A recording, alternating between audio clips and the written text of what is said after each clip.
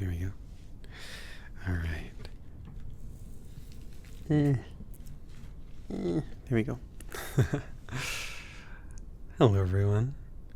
Welcome to the February 2025 Q&A. For those of you who maybe don't know what this is, or just tuning in, or, are new enough to my channel that you haven't seen these, I do bi-monthly Q&As.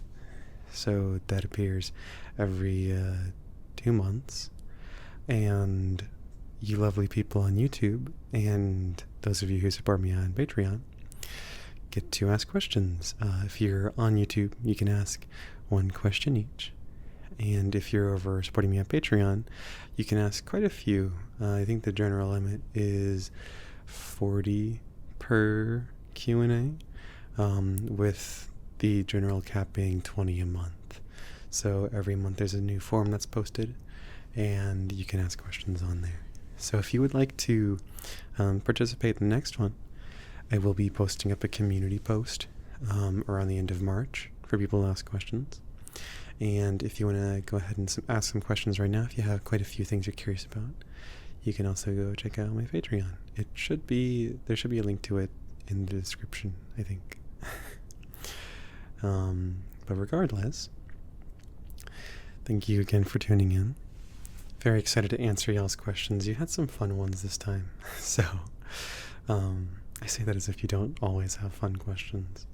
So, thank you. Let's go ahead and get started. We have 9 pages of questions to go through, so, and worth noting, I do write down the answers to these so that I know for the future, if I have to go back and reference something, I'll know what I said more or less. So, just so you all aren't too worried, it's not 9 pages of just questions, it's 9 pages of questions and answers. But that being said, Maple Syrup asks, can you speak to the approximate heights of the characters that are on your channel, particularly as they relate to each other? So yes, I actually have most of the characters' rough heights written down, actually. So the cat boy is roughly 5'3". The bog mage is roughly 5'6". The chill mage is about 5'9". The himbo jimbro is about 6'1". I almost said 5 foot 6 foot 1. No, he is 6 foot 1. And the friendly giant is about 30 to 40 feet tall. And then the kind of newer character who's been featured a little bit on my channel recently, the Curious Naga, is about 6 feet tall when standing, but his tail is probably closer to 20 feet long. So, yeah. And then as a little bonus, for those of you curious, Ross, the character featured in the Himbo Jimbro's October 2024 audio, is about 5 inches tall. Maple Syrup's next question is, when the Curious Naga describes his cave as quite cozy, you won't find a barren rock inside. Is it furnished like a house, or is it more like he's built a cozy nest? I imagine more like a nest. I think he's got plenty of furs, quilts, woven decorations and such inside. It's not really like a house so much as a really big snuggle spot. But it does have a very cozy feel to it for sure. And the next question is there a particular reason the audios don't tend to use characters' names, or is that just how it happens organically? So if you're referring to the audios themselves, just the audio aspect, there are kind of 2 reasons. The first is I don't always have a set name for my characters when I make them. In fact, when I began making audios, I didn't have names for anyone. Clement, the friendly giant, was just the friendly giant. Ryback the Catboy and Chaudry, the Chill Mage, I don't think got their names until the audio where they were the like duo audio that they were featured in, because I had to find a name for them then. And the other reason I don't use names is, like as you mentioned, it just kind of happens that way organically, because I'm usually talking solo in an audio. I find it feels pretty unnatural to have someone refer to themselves in the third person without proper reasoning. Saying like, so I went to the store and I thought, now Randall, you can't forget the eggs this time. That can feel kind of weird if it's not the character's natural way of speaking. Like, it would have to be a specific character trait that they like talk about themselves like that. But of course, when it comes to character audios that feature two characters or more than one character, it is just the way it tends to happen naturally. I don't use their names that much, if at all, just because it's odd to try to say it like too many times. So I might mention it once or twice, but not too much. That being said, if you're referring to like the external part of the audio, like the description, the title, the thumbnail, again, I don't have names typically ready for characters when I first record for them, but I also want to make sure my audios are as accessible as possible, if that makes sense. Like if someone listens to my audios for the characters, that's great, but if someone listens to an audio because of the idea within the audio and they don't really care about the character within it as much, I don't want to like gatekeep the audio in a sense behind like 5 other prerequisites audios that'll explain the plot up to that point. So in that sense, I tend to keep them a little bit vague. Instead of saying, oh, you went over to your friend Ryback's house, I'll say, you went over to your Catboy friend's house to hang out. That way it doesn't feel like they're having to introduce themselves to a specific person. It's just your friend who is a Catboy. So hopefully that answers your question. Next. Glossyheen asks, has the friendly giant ever met anyone actually tiny? Like small compared to a human? Or maybe a borrower? And if so, what happened when he did? I imagine he probably has. Like, he's been around so long that at this point it's one of those, it's less has he and more when has he, Of course, he is quite the gentle fellow, so I imagine he's usually done everything in his power to treat them well and ensure their safety. Make sure that first and foremost they're okay. If they need anything, of course, make sure that they get that help. And if they don't, or if they are just kind of curious as to what this massive man is doing, then, he's happy to oblige. But if they live nearby his house, which some colonies of little folk have, he will probably put up some natural barriers like rocks or specific types of flora, so that around their little towns and villages he can see where they are and like the kind of parameters where they'd be, so he doesn't trample them on accident. Let's see here. Next, Musy asks, do you have any pets? I do not. My family has a few dogs, but I personally do not have any pets. And is there a pet you would want to have? Like something exotic, or even a spider or something? Honestly, not really. I don't hate pets. I just don't think they're for me. Since I was born, I've had at least one pet in my house. And honestly, after moving not too long ago, I really enjoy the solitude and like the lack of stress and lack of having to set up places for them to be. It's just nice just being alone, I guess, and having to care for just myself. Musy further asks, are you a jewelry kind of guy? Not really. I'd love to be, but I feel like the kind of jewelry I enjoy is way out of my price range. Like, I see all these beautifully designed rings and bracelets and necklaces, and they go for like hundreds of dollars each, and I cannot afford that. Let's see, next is head pats or belly rubs. Gosh, for me personally, neither. I'm very much touch averse in real life, but I do think head pats are more endearing and generally more versatile in audio, so I'll go with that. Also, I'm so sorry. All of these answers so far have just been me going, no, no, no, absolutely not, no, no. Let's see.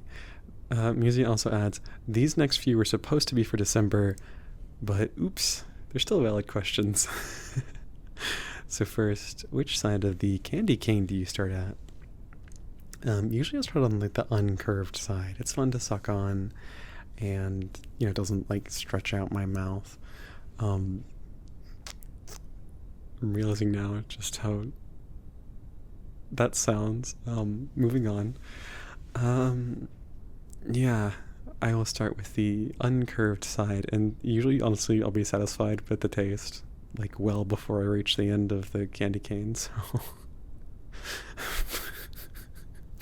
Most of my candy canes just, like, wind up as discarded shivs.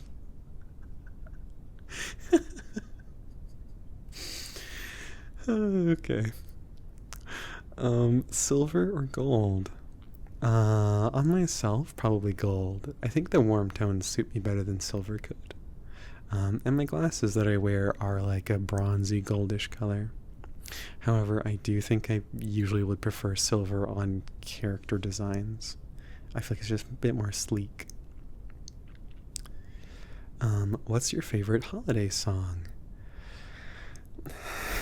I'm kind of stuck here between Stretchy Pants, sung by Carrie Underwood, or Christmas Wrapping, sung by the Waitresses. They're both very unserious songs, but they are both very delightful. And on the same note, there's so much debate on it, but when is the ideal time to start listening to holiday music? This is going to be a cop-out answer, honestly, but whenever you want to. Listen to it all year round if you want, or don't listen to it at all. Personally, I don't really enjoy hearing Christmas music until December, but that's because to me there's like other stuff to celebrate during the months that lead up to it, so it feels a bit weird for me to hear Christmas music during like Thanksgiving or like even Halloween. I've heard a couple times, but do what you want. Listen, whenever you enjoy it. If you want to listen to it in June or September or whenever, do it when you want. That's music. You don't have to listen to sad music exclusively when you're sad, or revenge music exclusively when you don't want to get revenge on someone. So why listen to Christmas music only when it's Christmas time? Musi's next question is, if it's cold out, will you still put ice in a drink? Absolutely. Even if it's freezing out, I will still order cold drinks from restaurants and like frappuccinos from coffee shops. Honestly, I really don't enjoy warm drinks since usually I'm like sweating even though it's cold out. So yeah, I'll take cold anytime.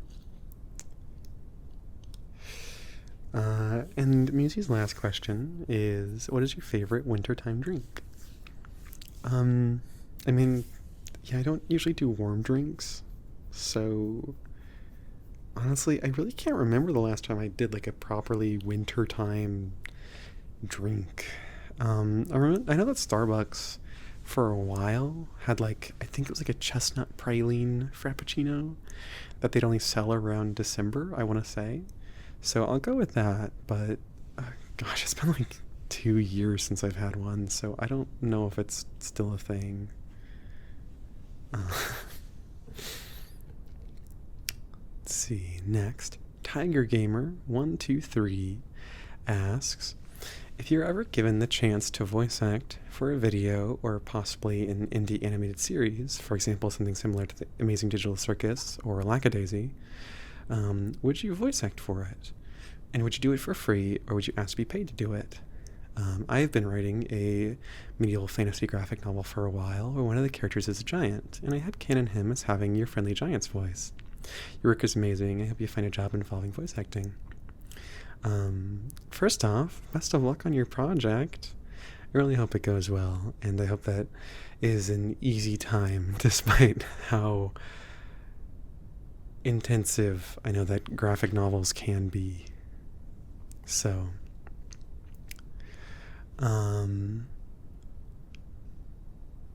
second off, Lackadaisy mention, very exciting. And third off, honestly, I would genuinely love to voice act for like an indie project of some kind. Video games, animated series, what have you. Honestly, being able to do something of that caliber is kind of a goal of mine. That said, I do commissions for a reason. You know, everyone needs to eat, you know.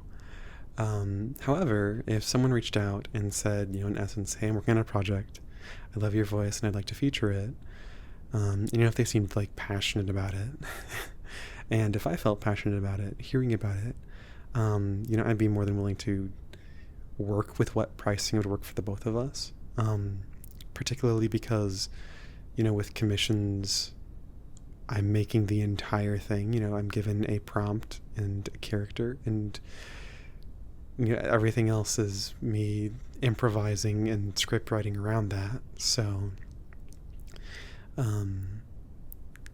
having like access to a script and already knowing what to say, and being given guidance on that, you know, it's very different. So I think the pricing would obviously be different in that regard as well.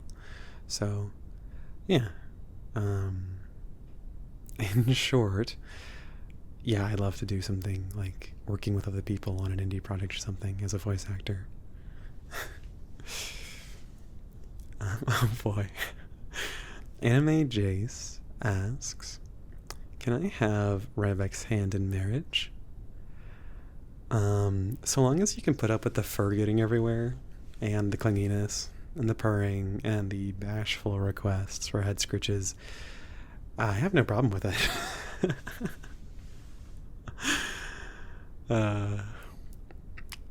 Alright, next. Hales asks, what is your favorite What is your favorite giant tiny scenario?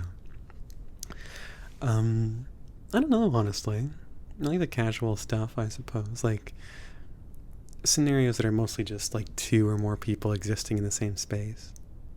I do think that scenarios featuring a sense of unease or wonder or like alienness are fun, but I don't know, for me, I really enjoy world building how two sizes would coexist. So when I think of scenarios with like giant tiny as the basis, they usually fall under those same lines, like getting picked up to take into work because you missed your train, and your giant roommate can like walk to your work in 5 minutes to the 2 hours you'd have to spend going downtown, or using, you know, TVs and projectors so that a tiny guest speaker at a conference or a seminar can be heard and seen by everybody. You know, that kind of stuff is very charming to me. The next question, what would you do if you met a borrower in your house? Honestly, I'd probably freak out a little bit. Like, finding a tiny person, I imagine, would be really a bit of a harrowing experience. But, you know, then I'd want to, like, set up some safety measures with them and ensure they're not, like, hurt, and they can feel more comfortable being in spaces near me. You know, ensuring comfort and safety is really important to me. If you had a choice between being giant or tiny, what would you choose? I don't know, honestly. If I had to like stay that way for a long period of time, honestly, I'd rather just stay my current size. But if there was some kind of like size changing anomaly, and it's gonna change sizes to either giant or tiny, no matter what, but in that moment, I could like choose whether to shrink or grow, I'd probably go with being giant. Like, I feel like it'd be easier and more like obvious to explain what had happened if I could like contact people and say like, hey, I know we had plans, but check the news. Plus, like, being a giant means I could like help folks enjoy my giantness, which I think could be fun. Hales asks, if you could go get coffee with one of your characters, which one would it be? Oh god, I don't know. Probably Chaudry, the chill mage. He's arguably the most personable of the group. I think Ryback the Catboy is just like a bit too bashful for me to enjoy the company of for too long. And Hugh the Himbo Gym Bro is like super nice, but I feel like he'd be way too loud and outgoing for my taste. I get really irritated with him really fast. And unfortunately, the friendly giant, our favorite Clement, is just too big to enjoy a coffee shop. So I feel like he's right out of the question. So yeah, I think it has to be Chaudry. Okay. Next, if you could have anything in the entire world, what would it be? And to that, I say, my boyfriend. I really wish we lived closer, but hopefully we will sooner rather than later. I hope so. Next was, what are some of your favorite activities outside of doing ASMR? I know I've mentioned these somewhere before, but generally speaking, the stuff I do outside of ASMR is work, hiking, or walking. Really, I go on walking trails. I don't go on hiking trails. I guess they're the same thing. I don't know. And doing digital art. Usually, I keep my digital art exclusively to like doodles because I find that if I do large pieces, then I get really overwhelmed and I just don't want to finish them. But yeah, I do art. I do music sometimes. I go on walks, and there you go. Next, what is your favorite food or drink?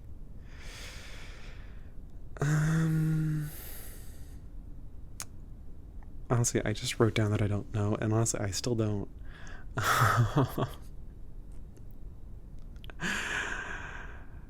I guess probably like hot dogs and mac and cheese, I think is a good one. I also really enjoy like chicken wraps. Like if you take some like frozen chicken, like chicken tenders, or if you get like some shredded chicken, and then you take some like I use like the one of those like salad mixes. I'll take some of that, and then get some either like Chick-fil-A sauce. I'll get that from the store, or I'll get ranch dressing and some mild cheddar cheese. Shred that up and put it on there. It's delicious. And you can have it either like the fried chicken tenders or chicken nuggets or whatever, or you can do it like the grilled. Either one tastes really amazing. So yeah, I'd say that's what I'd go to. Hales also asks, another question I answered, I don't know, too. What's one of your favorite childhood memories? Genuinely, I have no idea. I don't have any positive childhood memories that I can remember off the top of my head. Which sounds really sad, coming to think of it. But yeah, no, I don't really remember like fond childhood memories, which is fine.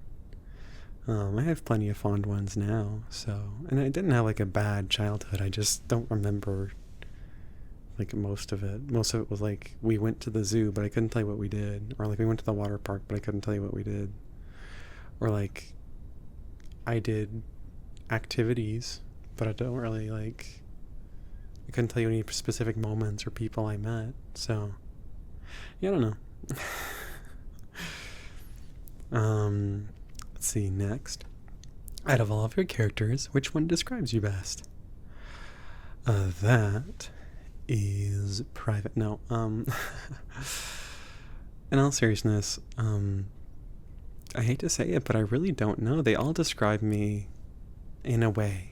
Like, each of them has a part of me in them. So to say that one of them has, like, more value in the part of me they have than the others, or that one, has a part that describes me better than other parts do, would be doing the rest of them a disservice. So, yeah, they all represent me in a way.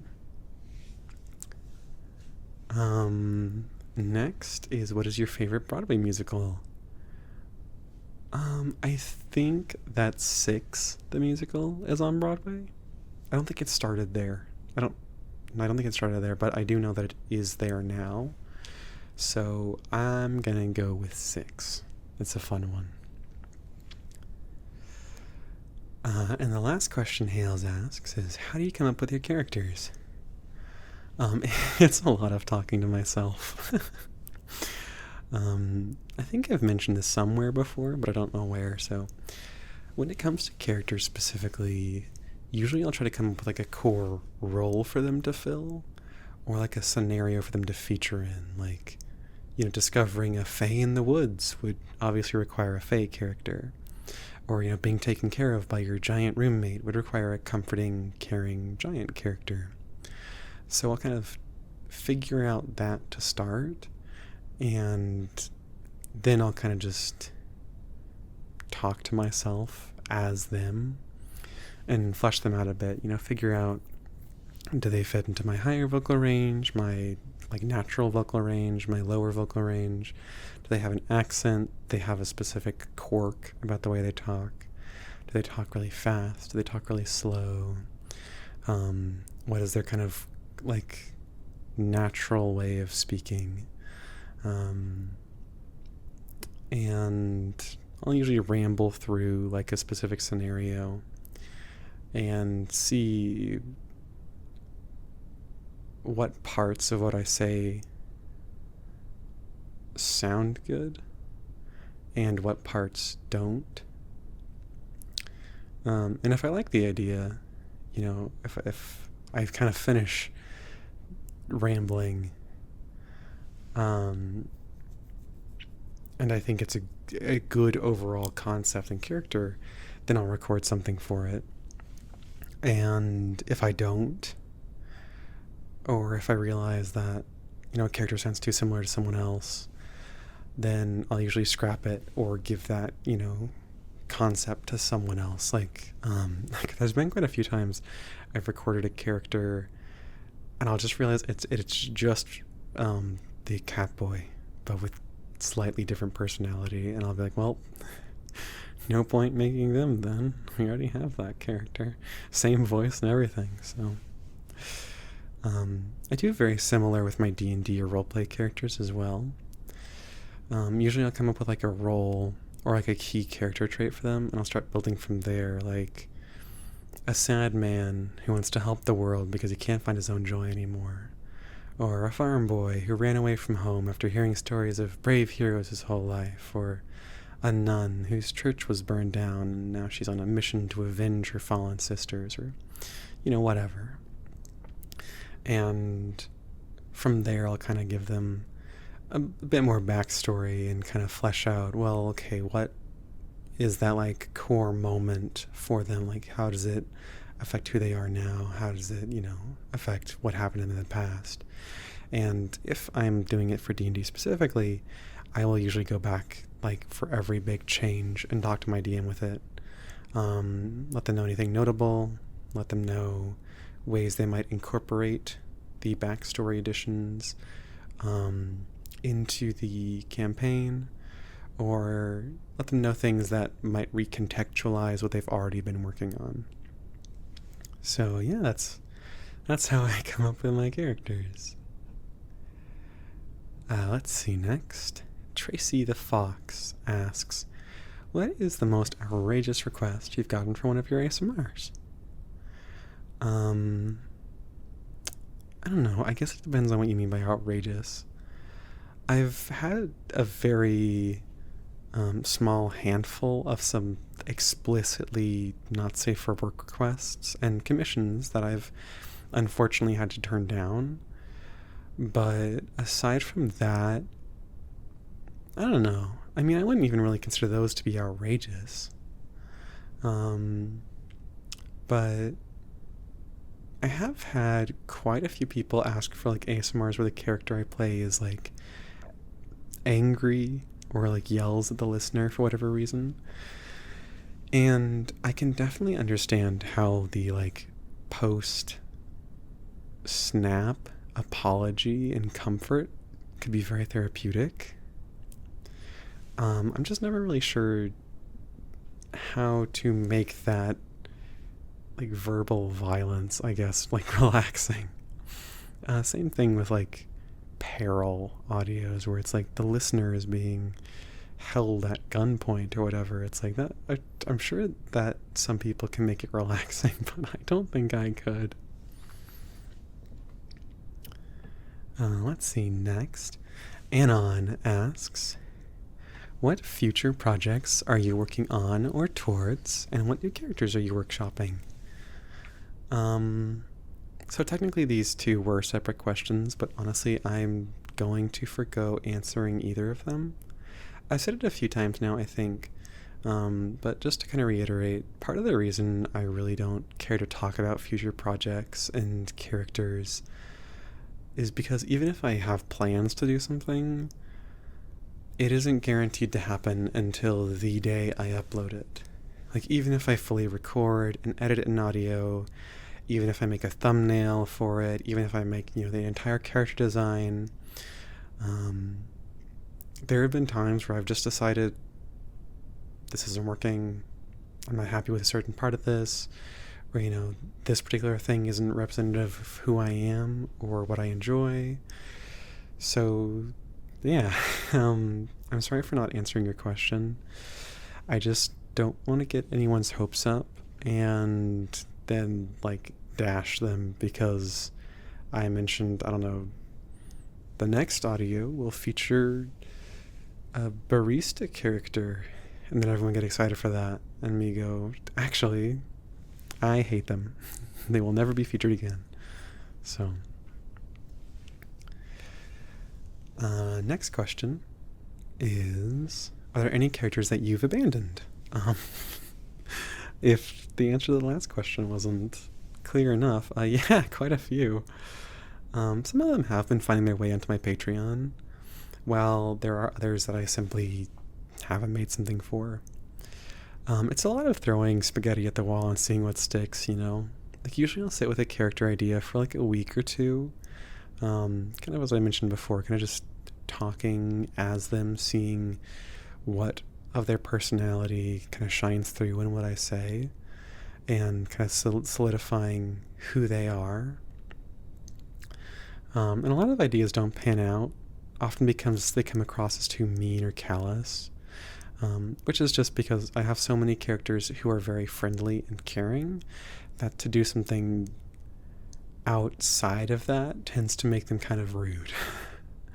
And then, of course, sometimes I'll make a character who seems like a cool idea, and then I just won't do anything with them, or I'll record a few audios and decide that they're not something I want to pursue anymore. I don't want to bring this up too much because this is something that only Patreon people would know, and I generally want to keep my Patreon stuff as out of free range as possible. Because I don't want you people who don't support me on Patreon to feel like you have to get the full content. But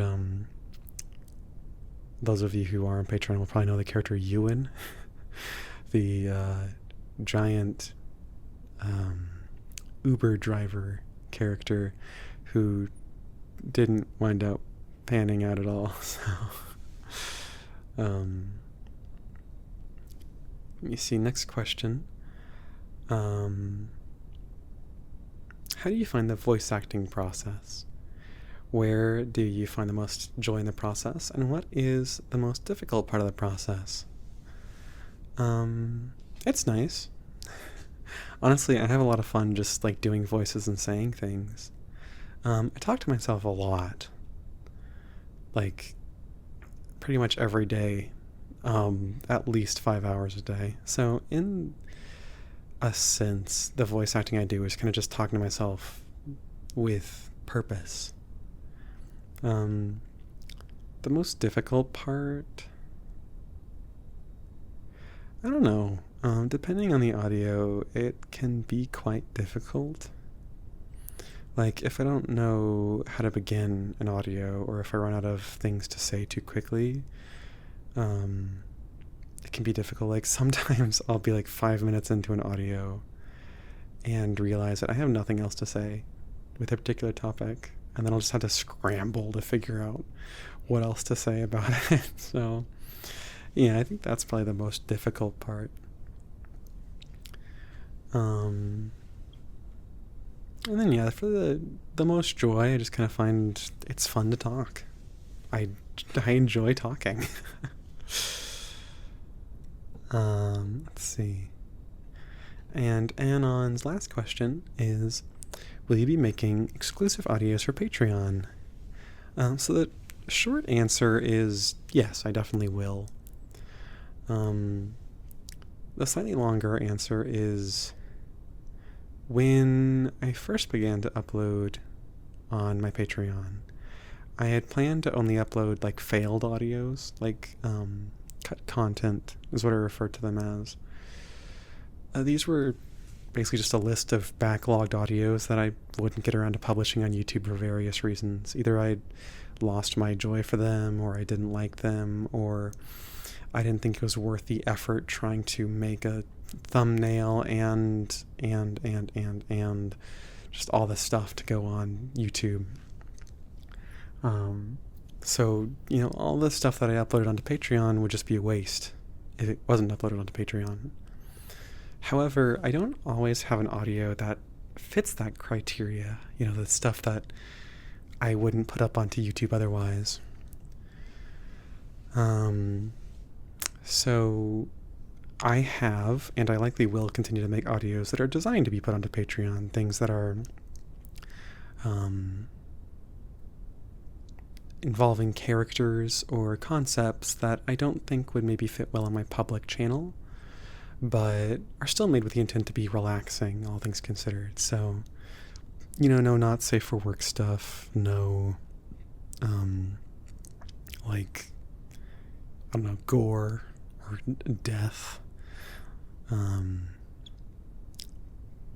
all kind of stuff that you'd probably find on my channel if it was a little bit more adventurous, I guess. So yeah, I'm definitely going to be making Patreon exclusive audios, and there are quite a few up there right now, in fact. But I meant to mention this when I was writing this, and I didn't, so apologies if this doesn't come out very clear. But I do want to say it is my intent now, and hopefully forever, that the stuff I put up on my Patreon will not influence the stuff I put up on my YouTube, and generally speaking, vice versa.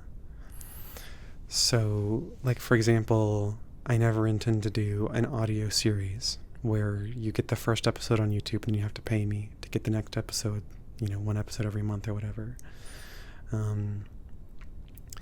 Or, I don't want to do audios on Patreon that then directly affect storylines or characters on YouTube. I don't want to do, I don't know, an audio where one of my characters causes the apocalypse, and then on YouTube you suddenly just have everything being grim dark or whatever. That's an exaggeration. It's a hyperbole, but that to say, for those of you again who don't have access to Patreon or just don't want to spend money on me, which I think is perfectly fine.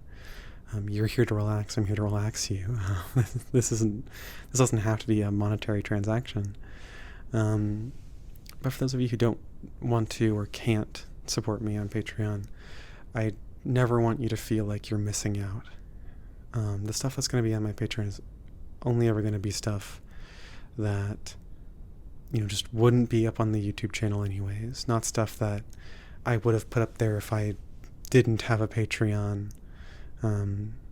It's going to be stuff that is specifically there because it's the safest place for it to be. And if there are ever, exceptions to that rule, like if I make variants of an audio, it's my plan to, if that ever does happen, make the variants and such for free. So even if it is on Patreon as like a secondary location, you as a viewer on YouTube will not have to pay to see like an alternate ending to an audio or an audio with different background music or whatever. So yeah. Again, I'm sorry if that didn't make a whole lot of sense. I wanted to include that right quick because I felt like it needed to be included, talking about Patreon, because it's always going to be my intention, I hope. It is my intention now, and it hopefully will always be, to make sure that you lovely people on YouTube who just support me here, will never miss out on something because it would make me more money putting it on Patreon than on YouTube. So, yeah. Next, I believe our second to last question asker, very well known on this channel, aren't you, Kat, asks, if the whole world listened to you right now, what would you say? Oh gosh, this is so cliche. But I would say be kind, not just to other people. I know the general rule is like, you don't know what everyone else is going through, so always choose kindness. But for me, I find that I'm at my meanest when I'm feeling the worst about myself. If I'm stressed, or if I'm suffering from depression, or if I'm ashamed of myself for whatever reason, that bad feeling toward myself tends to radiate out to other people. So I guess if you have to choose like any one person to be kind to today, be kind to yourself. You do know what you're going through. You do know the journey that you've taken to get here. You do know how hard you've tried, the hopes you've had, the dreams you've pursued, the work you've put in, the things you've failed to achieve, and the hardships that you've faced. You know how much time you've given, time and time again. And you know how hard you've had to fight the negative voices in your head. You're the one person who, how bad you've had it at times. So be kind to yourself. Be kind to yourself right now. Be kind to yourself and give yourself a hug or a pat on the back or a kind word. Tell yourself that you're strong, you're important, you're worth it. Tell yourself that you love yourself. And be kind to your future and past selves too. You know so much more now than you used to. And yes, you did some stupid things. And you hurt some people. And you got yourself hurt. But your younger self was doing their best. And they survived up to now for you. And your future self is counting on you to survive for them too. and hopefully you'll thrive up to when you become them. It is hard to be kind to yourself. Trust me, I know. I struggle with it just about every day. But please try your best. That is my biggest hope for the world. So for this year, every year past this point, be kind to yourselves.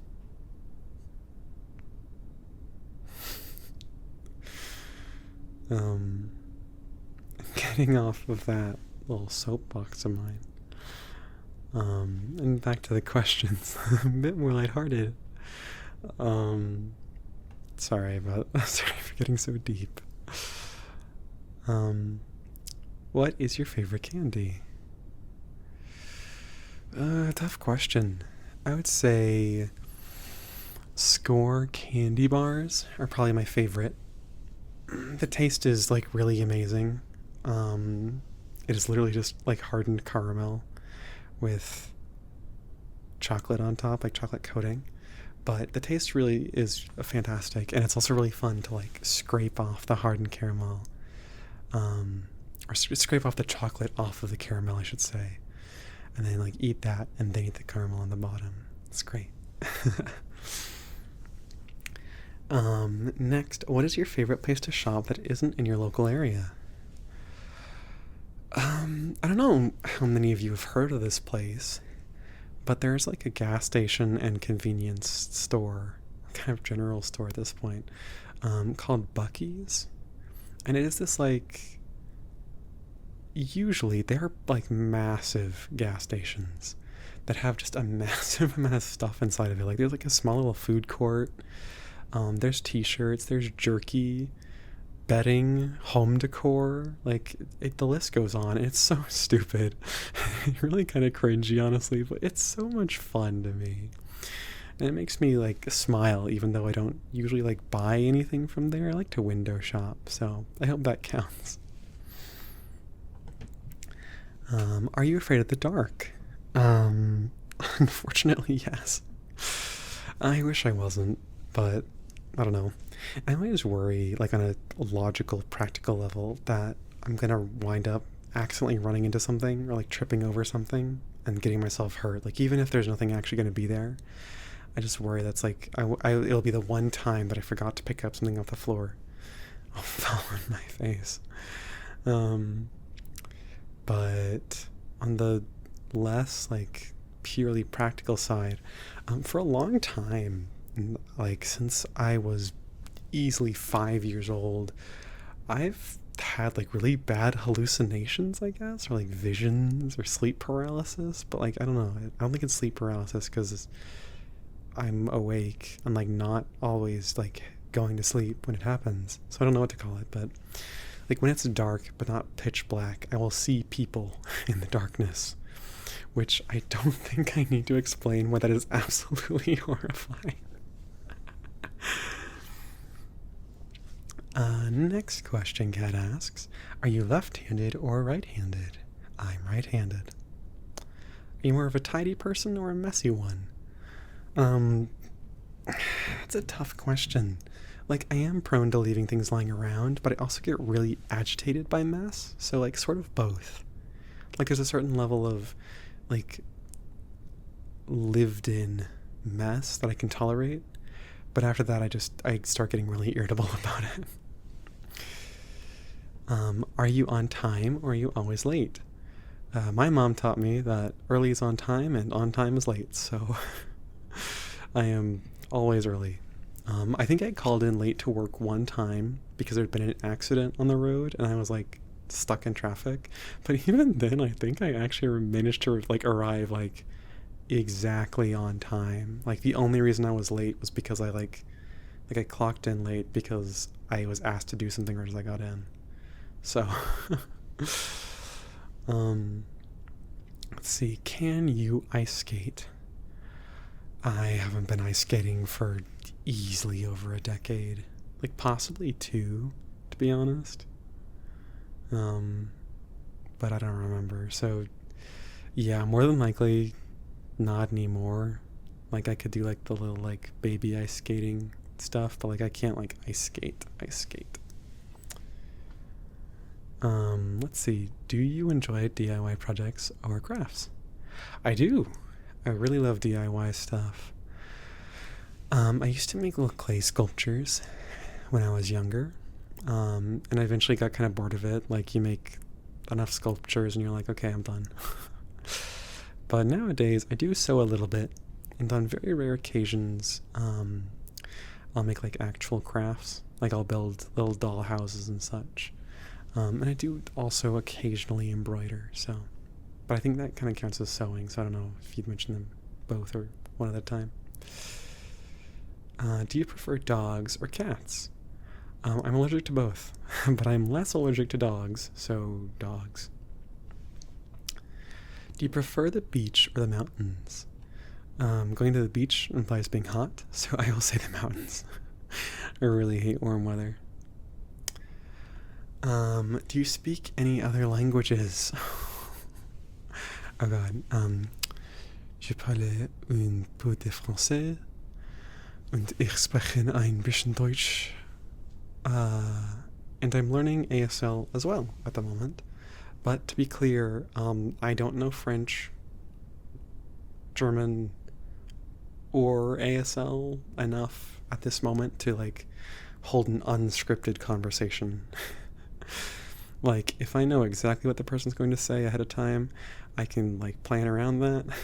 But if I spoke with someone who was genuinely fluent, they would basically have to baby talk me the entire time. So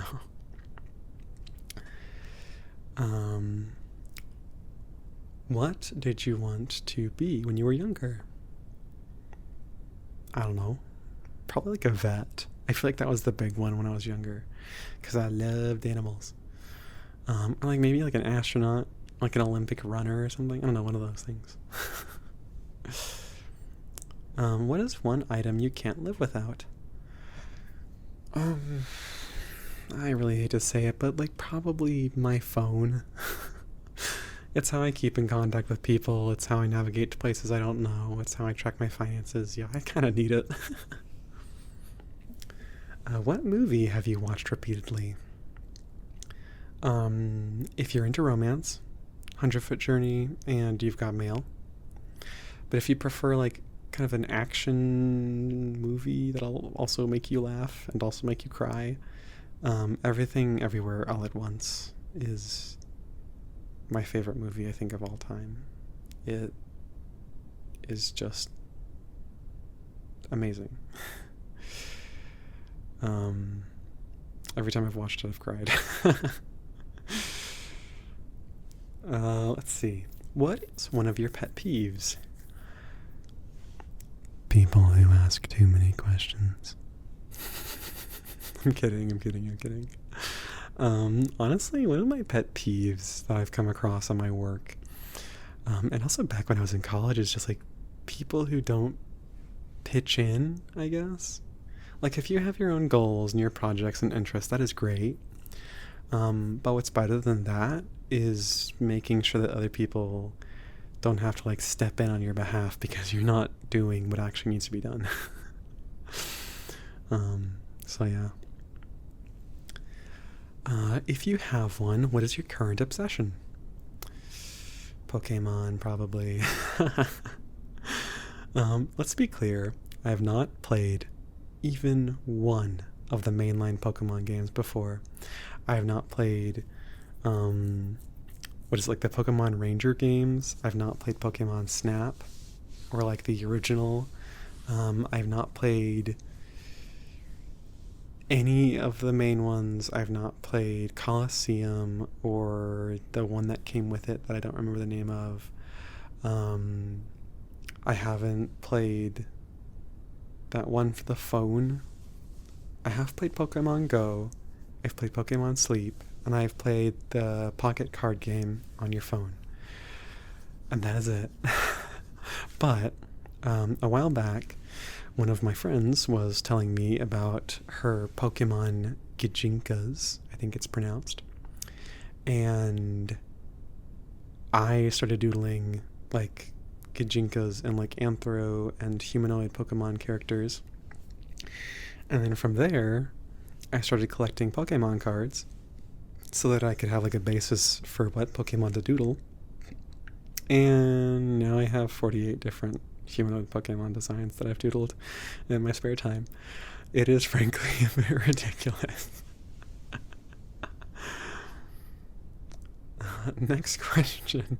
What is your lucky number? I do not have one. Does anyone inspire you when you're making audio recordings, or do you rely on your own thoughts? It's a bit of both. I think I mentioned this before, but I don't know where exactly. So for some of my audios, it is very much just my own concept, my own brainchild, something I come up with in its entirety by myself. But other times I'll be inspired by comments that you lovely people leave me. And I, in that case, will usually try to credit those ideas that y'all have when I reference them. I don't always. Sometimes I forget, or like I think I've come up with an idea and I look back and I go, oh no, it's this person's idea all along. That they literally told me like a week before I recorded this. But I do try to give credit when I can. And then some other times I will get inspired by other ASMR artists I listen to or visual artists that I follow. I'll be inspired by like voices they have or scenarios that they draw. And while I'll never like reference those directly, like, you know, I won't use like word for word stuff in writing, or, you know, I won't reference like specific things. You know, I might be like, oh, giant adventurer accidentally comes through a portal, not realizing they're huge, and whatever. Like, I'll see that in an art, and then like be like, ooh, that'd be actually kind of a cute idea for an audio. So then I'll feature that concept, because I think it's fun. But yeah, I'll try not to reference it directly because it's like their idea and not mine. And also, like, I don't know how to credit that. Like, this is loosely inspired by this one thing. But yeah, no particular examples of that with my audios come to mind at this moment. But I can say that like only maybe half of my audios, if that, are like 100% completely my own creation with no intentional outside influence at all. So, finally, the last question that Kat asks is, if you have one, what belief do you hold that isn't logically grounded, but you still firmly believe in? I don't know, honestly. I mean, I'm sure I have them, but I don't know. And then our last question asker for the night is Zoara, who asks, I'm still fairly new to your channel, so there's a bit I don't fully know about your world, but I do apologize if I've asked a question that's already been answered, which is completely fine. No worries at all. I'm happy to answer them numerous times, and usually I don't even remember where I answered them previously, so I don't mind.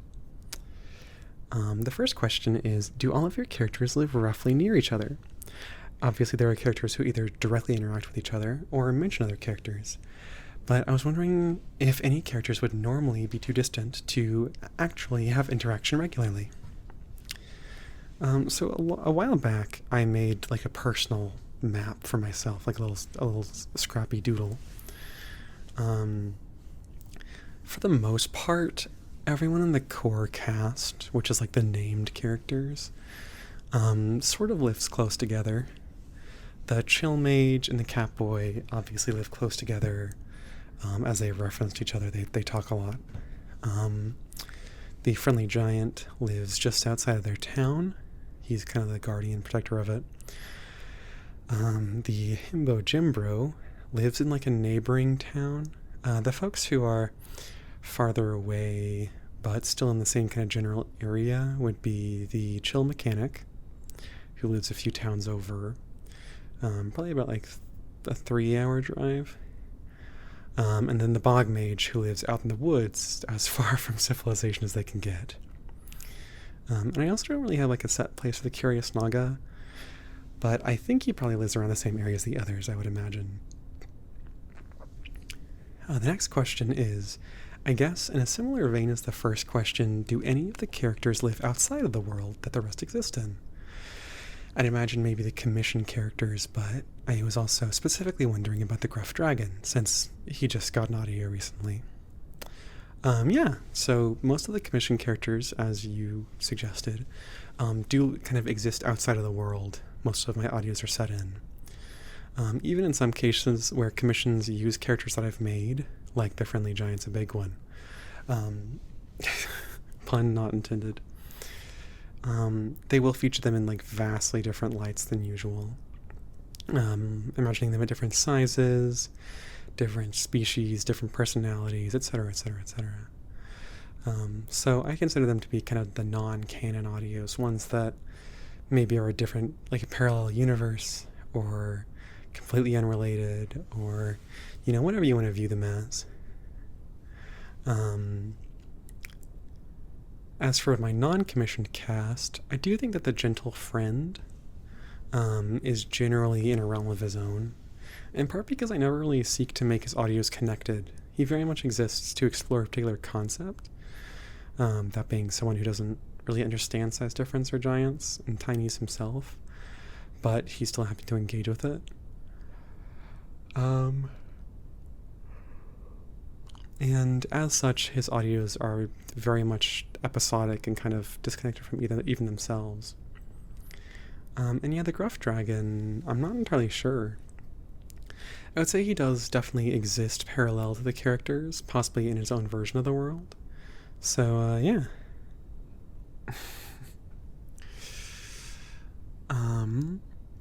Next question was, if you had to recommend a good introductory audio for each of your characters, which would you choose? Interesting question. So, I do generally try to keep my characters as open as possible, so that people don't have to, listen to the entire audio series just to understand them. However, if you do want a good jumping off point for each character, for Aether, the Bog Mage, their first audio, Bog Mage Shrinks and Interrogates You, is probably the best starting point, since it explains kind of who they are and explains their attitude pretty well. For Chaudry, the Chill Mage, Aether's brother, the audio Mage helps you get started with magic, I would say it's a pretty good one. It introduces kind of his core traits without being too lore heavy, I'd reckon.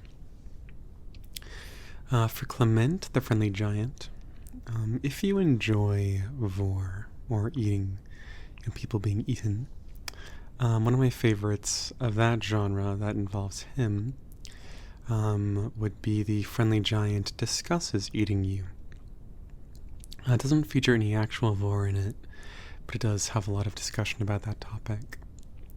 And if you don't enjoy that, perhaps Drawing with a Friendly Giant. I do enjoy that one, but honestly, most of his audios can be watched without any major, without the need to view a lot of his stuff. For Ryback, the Catboy, Friendly Catboy pampers a tiny friend, possibly? I'm not too sure for him, honestly. Most of his audios have a pretty good jumping off point as well. Very similar to Clement in that sense. And for Hugh, the Himbo Jimbro, I would say either hanging out on the couch with your giant himbo roommate, since it introduces him before he was changed to being the listener's boyfriend. However, if you do want to acquaint yourself with him during his romantic era, the Confessing Your Love to Your Roommate audio is probably the best start. since it is the official introduction of him as a romantic interest rather than just a roommate. And I think that's all the characters that have been featured enough to really need introductions. Certainly all the ones that I can remember. And Zora's final question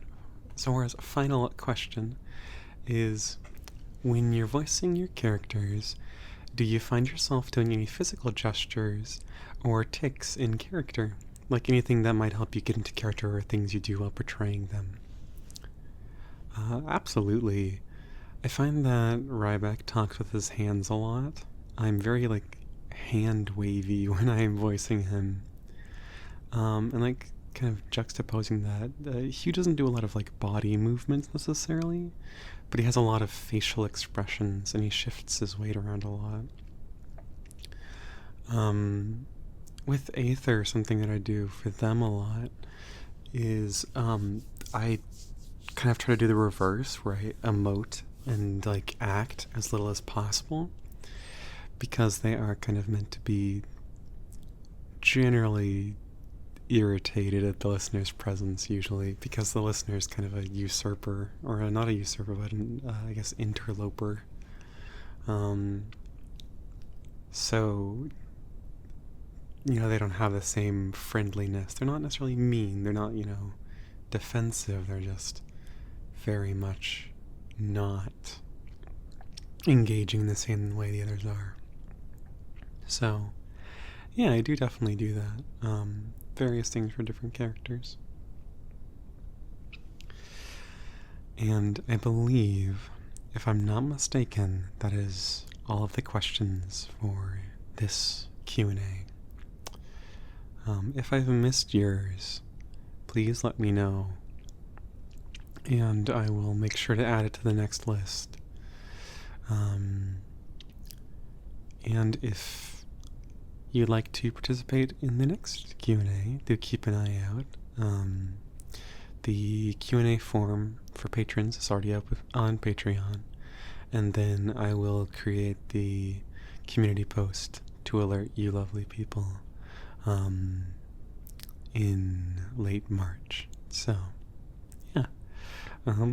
Thank you all for watching. I do hope you enjoyed. I realize this is well over an hour, but sometimes that's just the way things be. So, thank you all very much again. I really appreciate it. Have a fantastic night, everyone. And I look forward to seeing you in the next audio.